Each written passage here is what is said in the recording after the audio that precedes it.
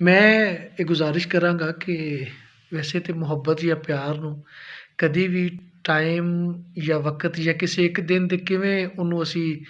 ਲਿਆ ਸਕਦੇ ਹਾਂ ਜਾਂ ਉਹਨੂੰ ਵਕਤ ਵਿੱਚ ਕਿਵੇਂ ਕੈਦ ਕਰ ਸਕਦੇ ਹਾਂ। ਅਗਰ ਮੁਹੱਬਤ ਦਾ ਕੋਈ ਟਾਈਮ ਹੈ ਵੇ ਤਾਂ ਮੇਰਾ ਖਿਆਲ ਹੈ ਕਿ ਹਰ ਸੈਕਿੰਡ ਮੁਹੱਬਤ ਔਰ ਹਰ ਪਲ ਜਿਹੜਾ ਵੀ ਉਹ ਮੁਹੱਬਤ ਹੈ। ਲੇਕਿਨ